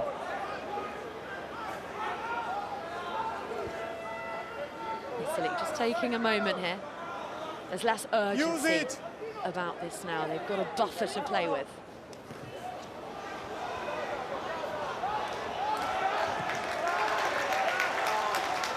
Might that be a little chink of light? Yeah, you can see Scotland actually improving their time and tackle there. Now, because they are buying themselves that time, it means they've got more time to set up in the defensive line and actually put the Italians under pressure. But that only comes from a dominant collision from the onset. Go straight. You could see the second that left Gavin Parry's hands, he wasn't pleased with that one. Scotland haven't lost a line out all night. They've had the sixth, stand cold. well, the worst in the championship up until tonight. It has been clean as a button. That one from Parry, the Pontypridd forward just drifting to the right. And his reward, a chance to back down 7 against Gallerini and substitution. Pisani. Scotland will be disappointed with that loss in the line-out there. So because they've actually really stepped up their line-out performance so far this game, compared to the whole championship, that has been what's created them loads of opportunities in that first half. And losing that ability to play off the line-out is going to be a huge momentum shift in the second half if they cannot step it up again. One of the best things about this championship is it allows coaches to cast their net far and wide and find the best talents right across the country. Riccardo Paganini has just come on wearing 20 for the Italians. He plays his club rugby in the third tier of Italian rugby. There's the URC, then there's the Serie A Elite, and then there's the Serie A. He plays for Parabiago. If you've never heard of it, that's absolutely fine. But how brilliant Massimo Brunello has found him, and he earns his under-20s debut tonight. Okay, we need you straight. Okay, we can move. Yeah. Just, I need both of you to wait my calls, okay? Just don't go anywhere. Okay. Sorry, can you Louder? Yes. Okay, I will louder, yeah. Thank you. Yeah.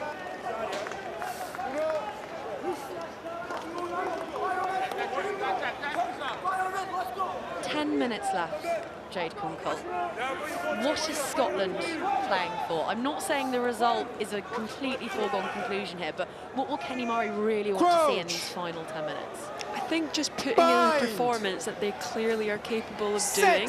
So they have had an exceptional first half, but again, it is about playing for a full 80 for this Scotland side, which they have been improving in the tournament. And if they want to win that in the summer, they need to make sure that they are getting that goal forward for a full 80-minute performance from 1 to 23.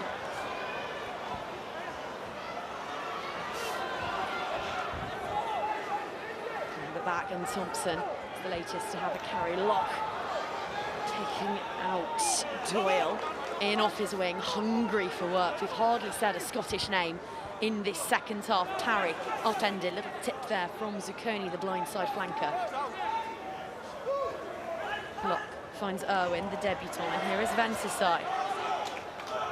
Just 18, but trained so well this campaign apparently that Murray had to hand him his debut.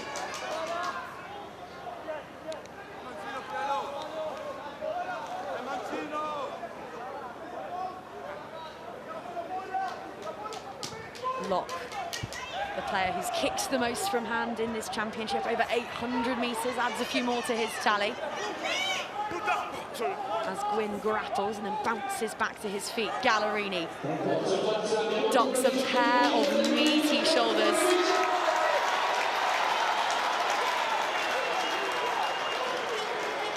Use it!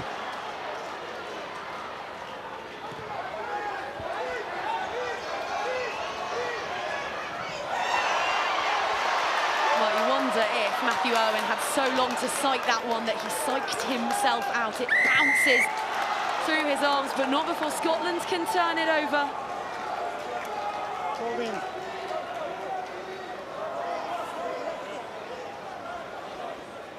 Smythe done really well there with his body shape over that ball.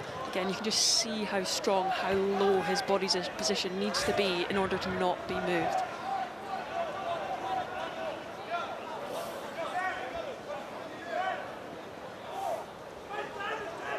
Line out a moment ago from Parry, the first errant one of the night from the Scots. He's got a chance to make amends here. Thank you. There's the call coming in from Burke. Clean as you like. Down to lock through the hands of Owen. This now is Morris. So many exciting back row talents for Scotland, but the strip from Italy is outrageous. It's executed so swiftly. Casilio is whipping it away from the breakdown in the blink of an eye. Pucciariello with a 20-metre pass out wide. Scotland have read it well, though. Stopping that offensive play in its tracks. They'll have to build again, the Italians, as the pink boots of Gallerini gain a couple of hard-fought metres before he's sent crashing down. Fusari's dummy not bought for a moment. Casilio, his patience wears thin. He sends it parallel to the touchline. The bounce is tricky for Owen, and he's gobbled up by an Italian duo. Had very high ball in play time in this fixture. It's of no surprise that there are a few youthful bodies strewn around the pitch, having cramps stretched out of weary, battle-hardened legs. Here are some options for Scotland. Hocking heads in field, opts for the little out the back door offload, but maybe not the time or place for that, and there's the knock-on.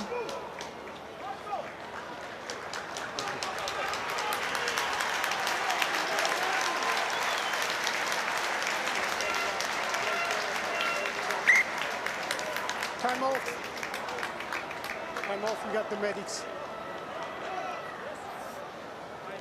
I thought the pendulum defence there worked really well with Scotland, with their back three closing in, because we know that the Italians have the most metres made within their back three in the whole campaign. And Scotland are actually dealing really well, actually shutting out those wide channels.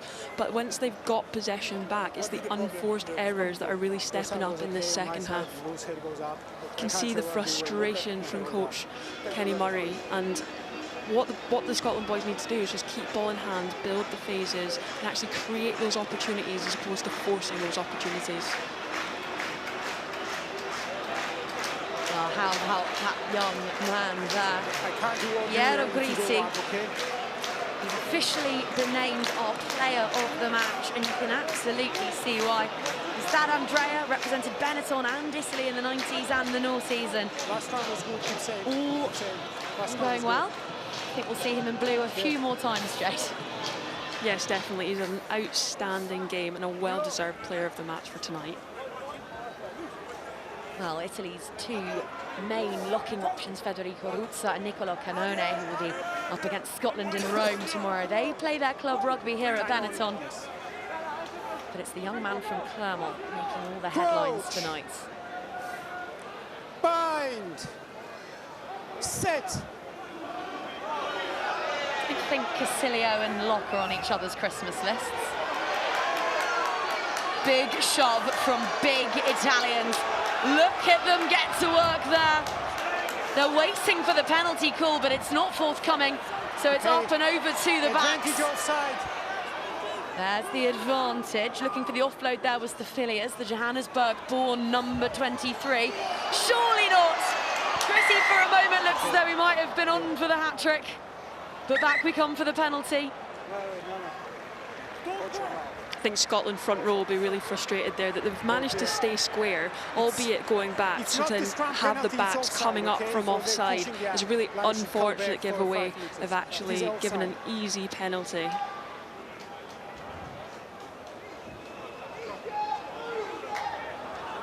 Okay, offside. 10 carries, Offside. 44 metres, 11 tackles and 2 tries. Scrum call. Take that to the bank.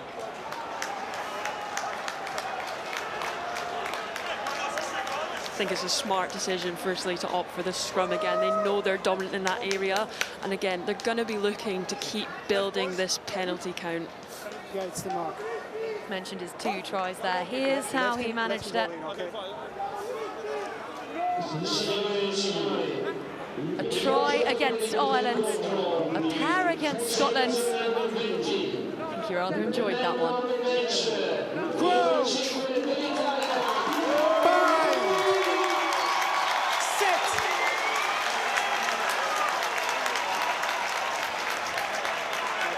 Use it.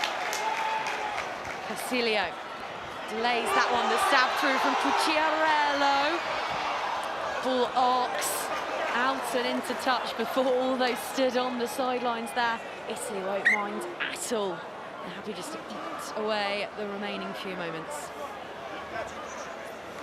The Italians are looking to try things now. They're looking for those chips over the top. They're looking to identify those different areas of space because, again, what they can work on in the last kind of 4 minutes of this game is what they can bring into a massive game next week. They're off to the Arms Park next week to face Wales. They did get one over on Scotland in the opening round, but have been thwarted by every opponent since. Italy hunting for another score, receiving an advantage. That should take the pressure off somewhat. Casilio sends that right across the face of Scotland's defence, just losing his footing there. It was Pucciarello. Casilio reloads, goes again. That is a steepling kick, surely not gathered by Scalabrini. Oh my word! Peacocking of the highest order. Oh, you said they were trying things. Who other than Scalabrini there? You knew that was going to come. The actual timing he has got to jump in the air at the perfect point on that ball coming back down is just phenomenal. It is perfectly timed in both the kick, the chase and the catch. Collapsing the mold, that's a yellow card. Marco Scalabrini deciding for just a few precious seconds that he would opt out of gravity this time around. Look at the height, the handling, the panache. 2 tries against Ireland, a try against France, and 1 against the Scots. Brilliant game management there. You could see that Hawking was by himself there. He was in between 3 Italian players, and that's a lot of space to defend, especially when you're on your try line. So to be able to identify that and actually get that pinpoint kick is exceptional. Italy have their 6th, and Luke Colston, making his debut for the under-20s, the Newcastle Falcons player, has received a yellow card.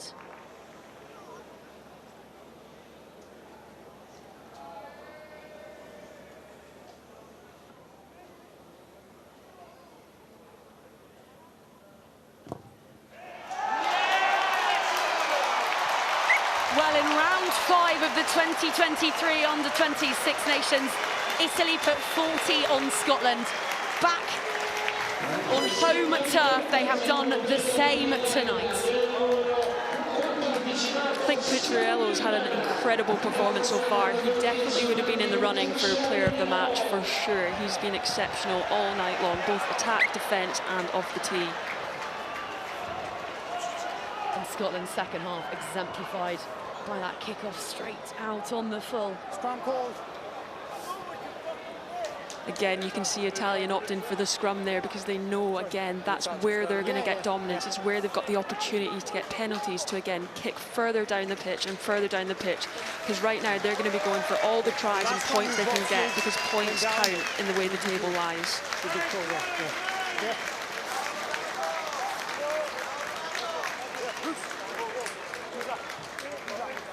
Well, Marco Scalabrini, last time he stepped on the scales, tipped them at 133 kilograms.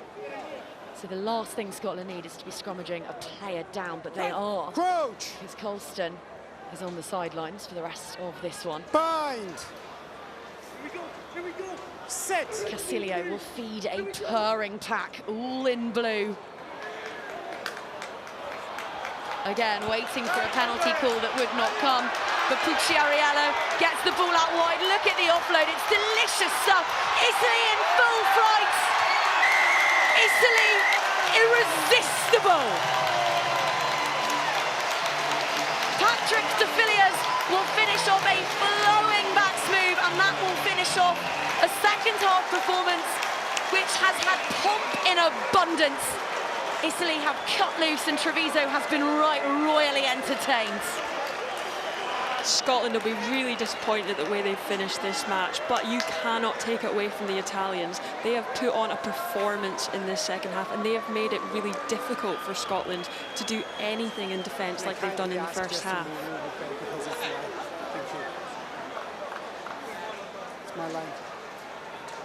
some beautiful offloading is exactly what we've seen this whole second half from the Italians, and you can see that's where they thrive. They want to beat defenders, they want to move their hips, they want to pull people from left to right, and that's exactly what they've done. It's beautiful rugby. I don't want to risk for a second patronising these young men, but it should be noted as well that at this age it's also vitally important that they're having fun whilst they're out there, and they have absolutely relished this last 40 minutes. Absolutely, and everyone plays rugby because they want to have fun and they enjoy it. That's why it means so much, and you can see on their faces every single try you've got everyone celebrating, which is just, it's so nice to see, and you can see everyone's got each other's back and they're all clapping for each other, cheering for each other and celebrating the wins, and that's what's massively important in the game. Well, that sums it up. From the touchline, through the sticks, and Italy's Tyro's triumph in Treviso. That's 4 in a row over Scotland, and they've set themselves up with an unmissable Cardiff clash as they seek a record-equalling 3rd win of the campaign. Yeah, Coco Bottori spoke about those rising expectations around this side before the game. They have shouldered it effortlessly tonight. And look at what it means to them as they all but sentence Scotland to the wooden spoon. It finishes in Treviso, 47 points to 14.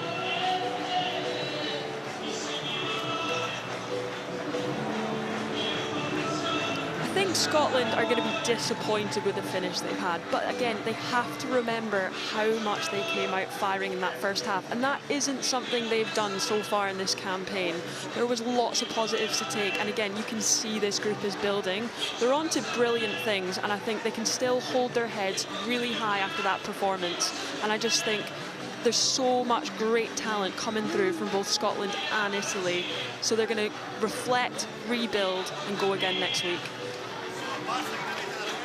Last year, when they faced Ireland, Jade, it was an 82-7 demolition job. But on the evidence of what you've seen over the opening few rounds of this competition, they can put something better out on the park against that lean, mean green machine, can't they? Absolutely, and it's all about having that belief. Now again, there's going to be plenty of players out there that this is probably one of the toughest matches of their life. And again, you only have a week's difference, so they need to be ready. They want to make sure that they're going to be firing, coming back in to play Ireland. Because again, what a brilliant opportunity then to play Ireland away.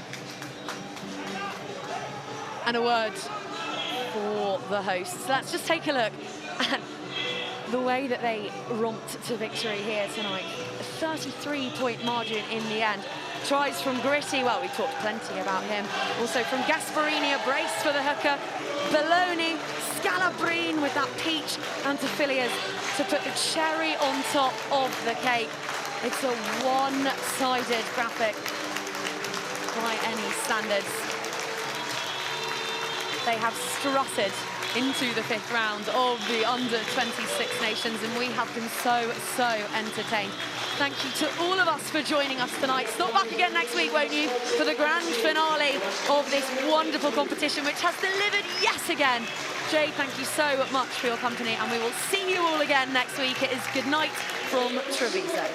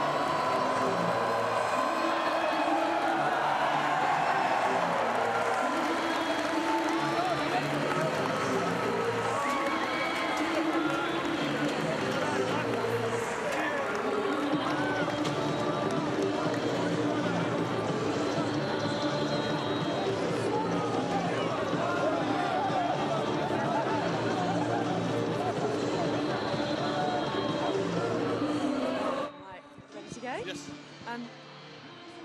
Piero, congratulations.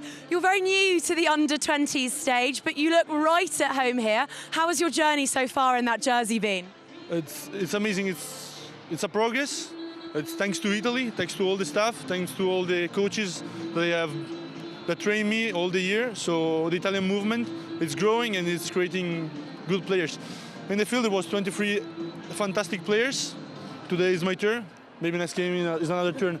Last match was Marcos, maybe next one is someone else. We have 23, 26, 30 incredible players. An incredible squad and clearly an incredible half-time message. What did you change in the second 40 minutes? Because that was very one-sided. Yes, how I already say in Italian, it's like this match, it's how we are. What is Italy? The first match against England, we don't play good. After we be together, we be together, we meet, we focus on some points. The match after against Ireland, we play better and better. The first half was like the first match after we are all together and we play the second half together, and that's it. Tell me a little bit about the crowd tonight, because up in commentary it was deafeningly loud. What's it like playing in front of them? The public was one man more. Me, I grew up. I always play on Benetton. I always come to see here. Last year I go to Clermont, but I always play here. I always come here to watch the games here. I watch my dad playing here, so it's incredible. Being here tonight, play a game here. It's the stadium. It's incredible. The people are incredible. This is what we are. Well, congratulations. Blue suits you. The Comunale di Monigo suits you. You're our player of the match. Go and celebrate. Thank you very much. Bye.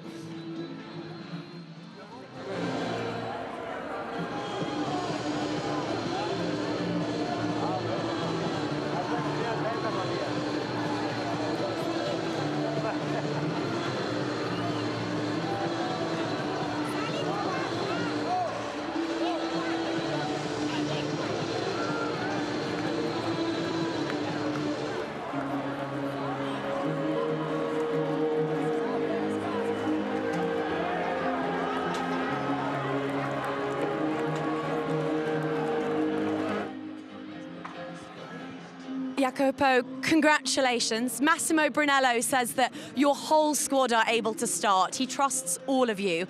How proud are you of your teammates, the way that even though there were some fresh faces today, you still got the job done? Yeah, I'm very proud. Every player in this team, the bench or the first is the same. We work hard and we show us today. You worked hard, but it also looked like in the second half you were having a lot of fun. There were lots of smiles out there. Is that important to your style of play as well? Yeah, I think play with a smile is so important. Against England, we was very sad and we play really bad. Today we play with smile and we play really good. There have been some brilliant Italian under-20s captains before. David Odiase last year, so inspiring. You seem to like being captain. Is it a pressure that you enjoy? Yeah, I like have this type of pressure, and nothing. I'm proud of my team, and I thank all the people that come here to congratulate us, and fine. This is fine. Wales next, and a chance to make some history, to do something no Azzurrini team has ever done before. How confident are you? We have to work really hard for the next match. Play against Wales in his home is difficult, but now we have to